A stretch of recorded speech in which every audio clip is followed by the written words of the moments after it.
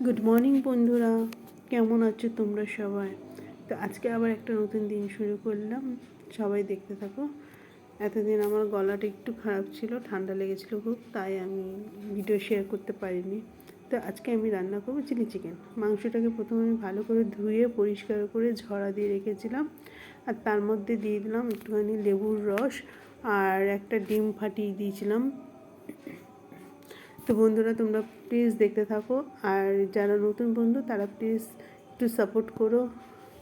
আর দিয়ে দিলাম গোলমরিচ পাউডার, কর্নফ্লাওয়ার দিয়ে দেবো, স্বাদ মতো লবণ দিয়ে খুব ভালো করে মাংসটাকে মাখাবো। এগুলো সব একসাথে মাখিয়ে আমি কিছুক্ষণ রেখে দেবো।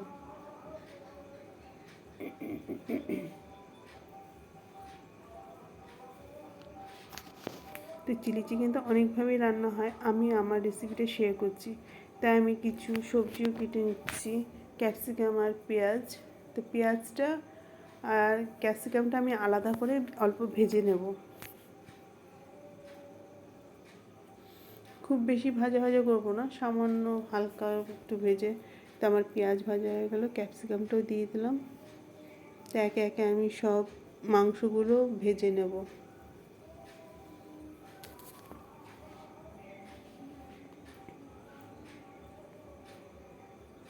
এই মাংসগুলো ভাজা হয়ে গেলে আমি সব তুলে নেবো আবার।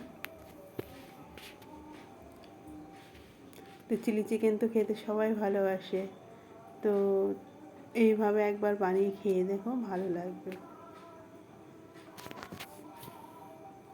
আর বন্ধুরা প্লিজ একটু সাপোর্ট করো আমাকে, তোমরা আমার পাশে থেকো। তো আমি আবার একটা কড়াইতে ওই তেলটাই নিয়ে নিয়েছিলাম, নেওয়ার পরে সে ভাজা পেঁয়াজটা দিয়ে দিলাম।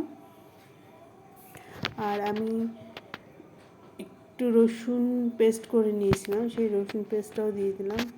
আর এর মধ্যে আমি টমেটো কেচাপ আর সয়া সস দিয়ে ভালো করে মিক্স করে নিচ্ছি।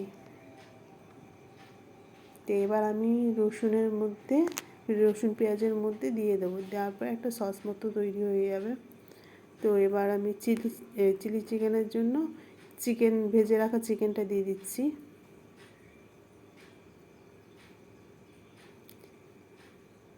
প্রায় হয়ে এসছে, এবার আমি ক্যাপসিকামটাও দিয়ে দেবো শেষের দিকে। দিয়ে দিচ্ছি অল্প একটু চিনি। তো দেখো সুন্দর একটা গন্ধ এসছে। বিশেষ করে বাচ্চাদের তো খুব ফেভারিট খাবার চিলি চিকেন ফ্রাইড রাইস। তো আজকে আমি সেই চিলি চিকেন আর ফ্রাইড রাইসই করেছিলাম। তো এবার একটু বাটির মধ্যে কর্নফ্লাওয়ার গুলে দিয়ে দিলাম।